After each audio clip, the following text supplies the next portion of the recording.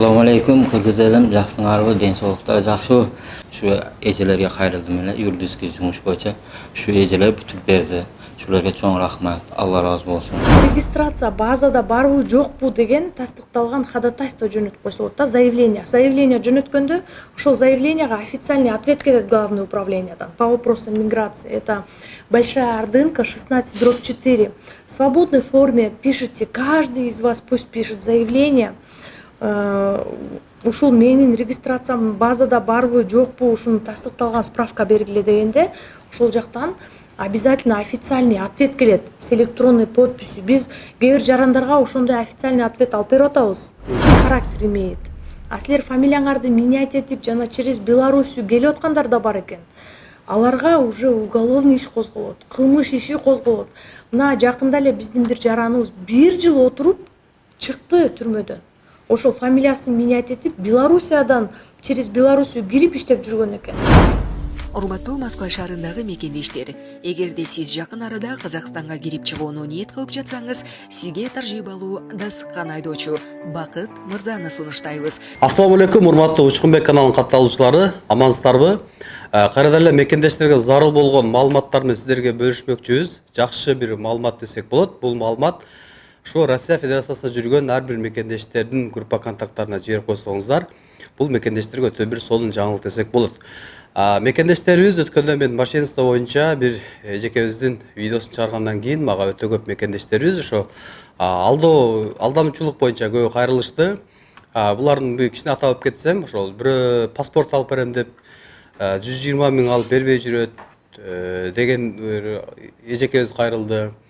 Андан сырткары регистрацияга 50 миң акча бердим эле, базадан чыкпай калды. Ошону кантип кайтара алсам деген ошондой мекендештерибиз кайрылды.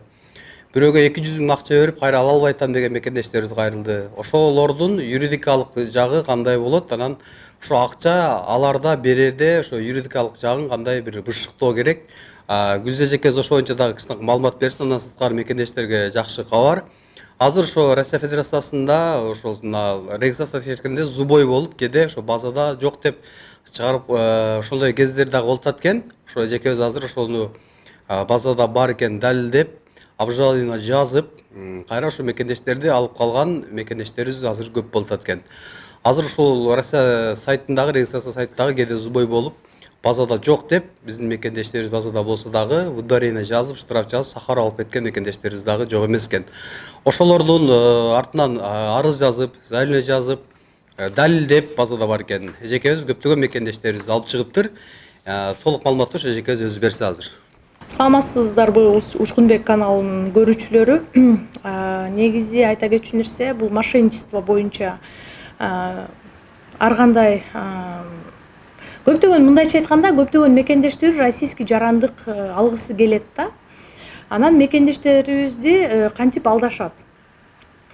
Мен силерге российский жарандык 3 айда алып берем дегенде биздин мекендештер ушулар алып берет экен деп толтура акчаларын өздөрү топтоп жүргөн акчаларынан өйдө берип салып атышат да. Негизи айта кетчү нерсе, россиялык жарандык алыш үчүн определенный перечень болуш керек. Определенный перечень бул эмне?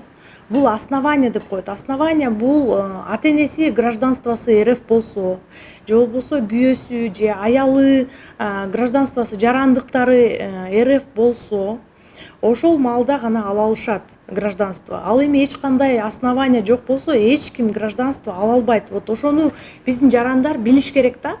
Анан дагы айта кетчү нерсе, биякта Минтруд боюнча 135 перечень профессий закон түрүндө закрепленный. Ошол закон түрүндө закрепленный перечень профессийде биздин жараныбыз 1 жыл иштеген болсо, жана ошондой эле налог төлөп жүргөн болсо, ошонун негизинде ВНЖ алса болот. ВНЖ — это вид на жительство в Российской Федерации. Ошонун негизинде анан потом уже в дальнейшем гражданство ала алат. Анан бизде эч кандай основания жок болсо эле эч ким гражданство ала албайт. Ушуну биринчи очередь биздин мекендештерибиз түшүнүп билүү керек. Гүлза эже, акча берерде мекендештер азыр бири-бирине акча берип атпайбы? Ошолор бир кагазга кандай бир тастыктоо иретинде жаздырып алыш керек. Ошол жөнүндө маалымат берип койсоңуз.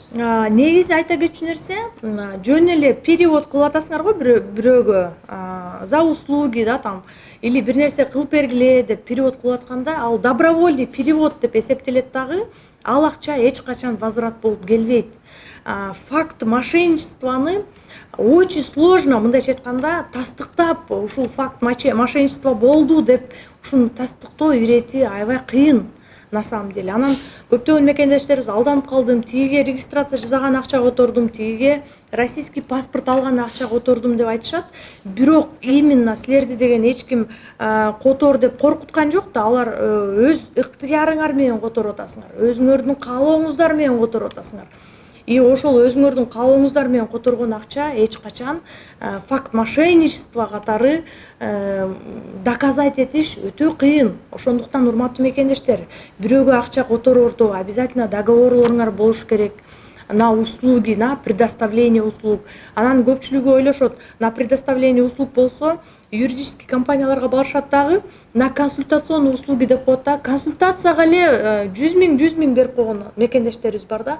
Жөн эле консультационный услуги деп ошончо очойгон акчаны берип, же акчадан жок, же эч кандай жанагы өзлөрүнүн проблемасын чечпеген мекендештерибиз азыркы тапта көп эмес, аз эмес, көп наоборот, ошондой көп болуп атат да. Ошол азында тил кат бизде эми Кыргызстанда тил кат жаздырылат го, акча берерде бирөөгө мисалы 200 миң берип турса же 100 миң берип турса тил кат жаздырат. Ошо юридикалык күчкө ээ болуп калабы кийин эгерде кол коюп жаздырса?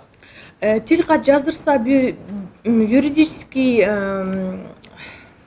тил кат жаздырса, юридический негизи күчкө ээ.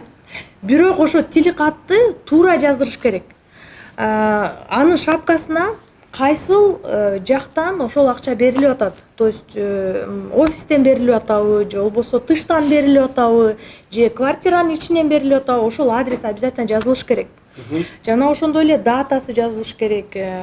Кайсыл шаардан берилип атат, ошонун баары жазылыш керек. То есть это юридически мындайча айтканда туура жазылбаса, аны да тастыкташ өтө кыйын. Көптөгөн мекендештерибиз, мен көрдүм тил каттарынчы, мен ушундан акча алдым деп туруп эле фамилия, подпись коюп койгондор бар экен да. Ал нерсе кыйыныраак да. Да, обязательно число, дата полностью фиксировать этилиш керек. Эгерде сиз бирөөгө акча берип атсаңар и добровольно берип атсаңар, муну да тастыкташ кыйын да. Поэтому тил кат иретинде дагы жөн эле свободный формада эмес, а прям тастыкталчу мындай четкий формальностьлердин баары жазылыш керек обязательно. Мына обжалование боюнча кичине бир маалымат берсеңиз, азыр мекендештерди көп мекендештер ошо жок жерден удворение, депортация, Сахарова болгон жерден обжалование жазып алып калган мекендештер дагы көп болуп атат дедиңиз да. Ошол боюнча бир маалымат берсеңиз. Эми азыркы тапта 5-январда 2024-жылы жаңы закон күчүнө кирген. Бул замена штрафа деп коет да. Мындайча айтканда, эгерде биздин жараныбыз биякта официально иштесе, же ата-энеси РФ болсо, же болбосо аялы, же күйөөсү РФ жарандыгы болсо, замена штрафа кылып 40 миңдик штраф менен чыгарып жатабыз, без выдворения. Выдворение бул негизи Россиядан 5 жылга чыгып кет деген соттун чечими. Көптөгөн мекендештерибиз ушул выдворение деген сөздү түшүнбөстүктөн Казакстанга кирди чыкты кылып алып, повторный нарушение алып жатышат. Урматтуу мекендештер, азыркы тапта уже биздин мекендештер экинчи жолу, үчүнчү жолу выдворение болгондор кайрылып атат. Уже 15 жылдык мындайча айтканда Россияга кирүүгө тыюу салынсын деген чечим менен кайрылып жатышат. Ушул нерсени баарыңар билишиңер керек. Анткени выдворение бул 5 жылга Россиядан чыгып кет деген соттун чечими. Силер фамилияңарды менять этип, жана через Белоруссию келип аткандар да бар экен. Аларга уже уголовный иш козголот, кылмыш иши козголот. Мына жакында эле биздин бир жараныбыз 1 жыл отуруп чыкты түрмөдөн. Ошол фамилиясын менять этип, Белоруссиядан через Белоруссию кирип иштеп жүргөн экен. Ал кармалып, ошол соттун чечими бар экен, сен выдворение болуп турсуң деп 322 статья коюлуп, уголовный, процессуальный. Ошонун негизинде 1 жыл отуруп чыкты. Ошондуктан урматтуу мекендештер, мындай жолго барбагыла. Свобода важнее, то есть эркиндик бул жакшы нерсе, чем түрмөгө камалып кеткенден көрө. Ошону да түшүнө билишиңер керек, урматтуу мекендештер. Анан удварение боюнча кээ бир айтып атпайбы, биз базада регистрациябыз бар эле, бирок полиция кызматкери кармап алып, базада жок деп штраф жазып берип койду же сахар алып кетип калды дегендер боюнча. Мен ушул нерсеге дагы көп нерсе кошуп кетким келет. Негизи мына вот регистрация жасатып атабыз го.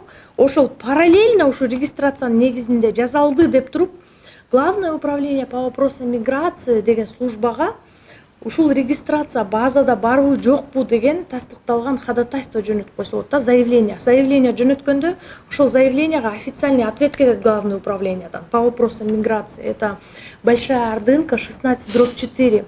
В свободной форме пишите, каждый из вас пусть пишет заявление.